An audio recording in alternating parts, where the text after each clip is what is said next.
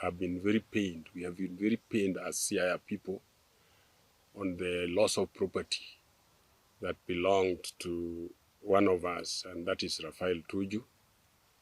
Raphael happens to be coming from Siaya, and he really sweated to own the property that somebody is hell-bent to snatch away from him. We are kindly asking that person to surrender that property back to Tuju, simply because, by extension, what Tuju owes is owed by Siaya. And therefore, this is Siaya property. And I want to state it very categorically that we are not going to support this government in any way if things like this would be happening to us.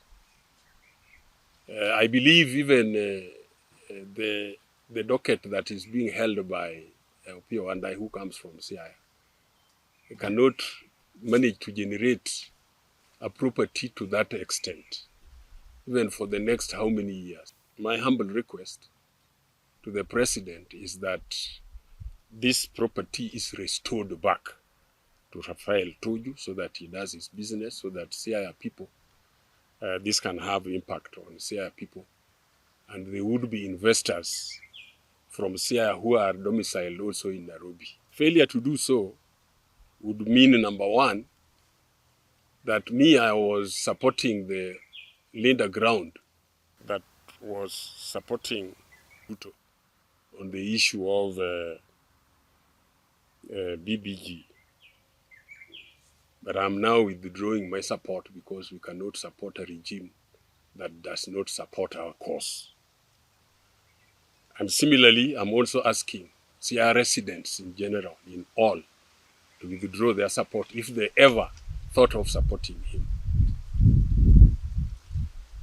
I'm not joking about this, and I will soon ask Siaya people to register in large numbers so that we can walk this between Siaya and Nairobi to reach up to that where that property is.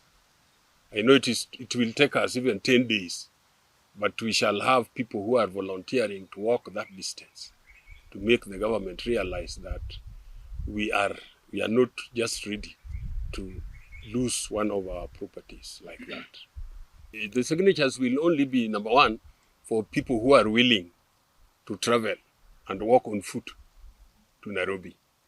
We start like that. Then number two, we shall have those people who are withdrawing their support from the BBG, so that it is well known that if he is trying to think that we shall give him any vote, he will be rudely surprised at the end of it, that we shall not give anything. The second thing is that between the faction of Linda Ground and Linda Wananchi, I'm just pleading with the two factions to have a dialogue that could be led by eminent people from Nyanza or from any other background.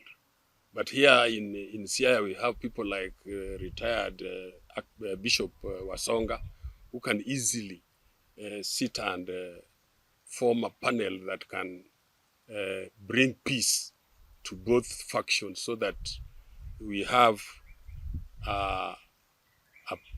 the original ODM that is capable of fielding a presidential candidate. That is a very important thing. ODM must field a presidential candidate. Otherwise, there is no reason why we would be forming a party called ODM if we cannot field a candidate for the president.